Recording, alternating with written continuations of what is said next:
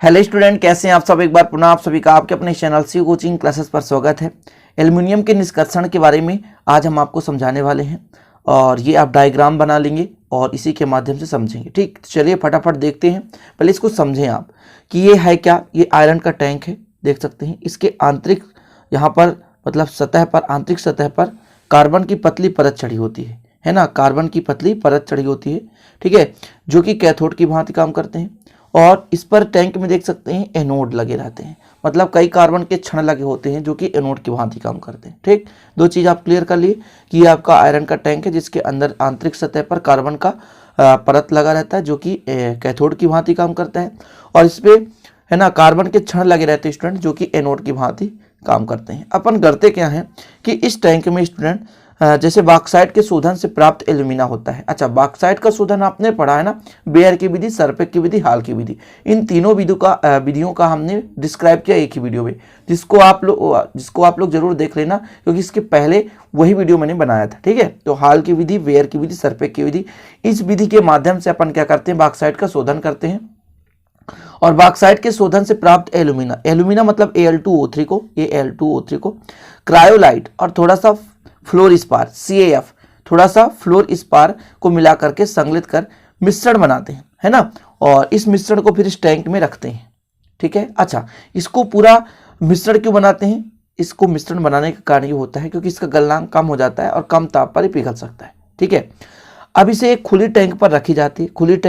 खुली टैंक में जो कि आयरन का टैंक होता है, इसके आंतरिक सतह पर क्या होता है स्टूडेंट, कार्बन की परत चढ़ी होती है जो कि कैथोड की भांति काम करते हैं, और इसमें कार्बन के कई छड़ लटका दिए जाते हैं जो कि एनोड की भांति काम करते हैं।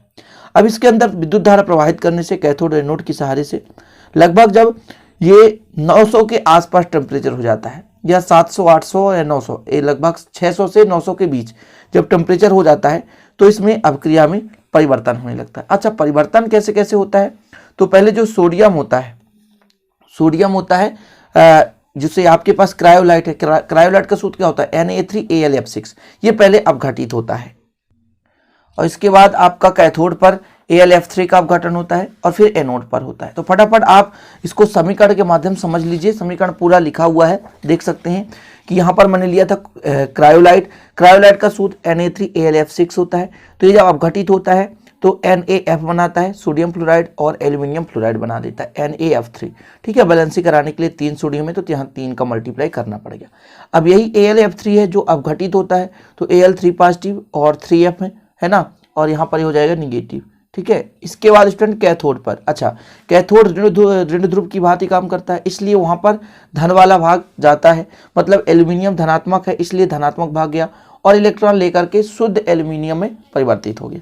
इस प्रकार से देख सकते हैं शुद्ध एल्यूमिनियम आपने प्राप्त कर लिया, क्योंकि इस जो आपका विद्युत अपघटनी विधि है इसके माध्यम से अपन क्या करते हैं, तो धातु का निष्कर्षण कर रहे हैं। ठीक है, चलिए इसके बाद स्टूडेंट जो फ्लोरीन है, ये फ्लोरीन एनोड पर जाएगा, मतलब धनात्मक सिरे पर जाएगा और इलेक्ट्रॉन त्याग करके अपना 3 फ्लोरीन मूल अवस्था में आ जाता है। ठीक, इस प्रकार से जो एनोड पर बनी फ्लोरीन होता है Al2O3 को AlF3 में परिवर्तित कर देता है, मतलब जो भी Al2O3 रहता है लगातार जो आपका एल्यूमिना है उसको परिवर्तित करता रहता है और ये पुनः अपघटित हो जाता है और पुनः एल्यूमिनियम और फ्लोराइड प्राप्त होता रहता है। इस प्रकार से स्टूडेंट लगातार ये क्रिया चलती रहती है और जब तक इसका शुद्धिकरण नहीं हो जाता तब तक ये संपन्न होती रहती है। ठीक है, चलिए तो फटाफट एक बार पुनः आप कैसे लिखना, पूरा लिखा हुआ है, यहाँ पर स्क्रीनशॉट लेना है आपको, ले सकते हैं कि बॉक्साइट के शोधन से प्राप्त एल्यूमिना को, इसको बॉक्साइट से शोधन से प्राप्त एल्यूमिना को क्रायोलाइट तथा थोड़ी सी मात्रा फ्लोर स्पार के संगलित मिश्रण में घोल दिया जाता है, मतलब इसको अपन सब मिला लेते हैं तीनों को।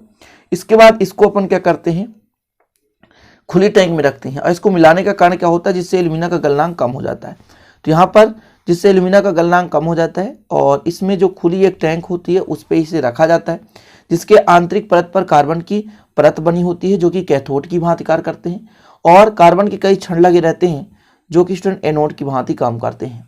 जब इसमें विद्युत धारा प्रवाहित करते हैं तो अंदर के तापमान में वृद्धि होती है और लगभग 600 से 900 डिग्री सेल्सियस ताप पर इसमें अपक्रिया संपन्न होती है और हमको शुद्ध एल्यूमिनियम प्राप्त होता है।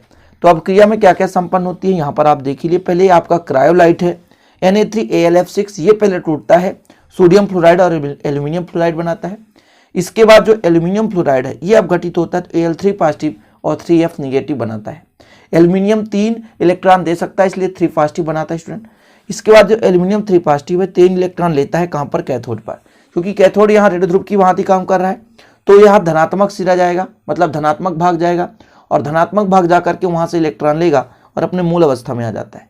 इसके बाद स्टूडेंट एनोड पर 3 फ्लोरीन जाते हैं और मूल अवस्था में आकर फ्लोरीन बना लेते हैं। ठीक है, अब यहाँ पर जो फ्लोरीन का काम क्या है, पुनः जो एल्यूमिना होता है Al2O3, पुनः Al2O3 को AlF3 में बदलता है। ठीक है, और यह अपघटनीय क्रिया चलती रहती है, इस प्रकार से हमको शुद्ध एल्यूमिनियम प्राप्त हो जाता है। क्लियर?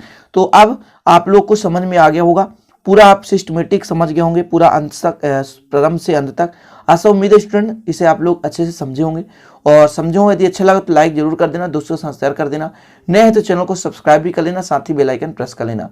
मिलते हैं अगली वीडियो में, तब तक के लिए जय हिंद, वंदे मातरम।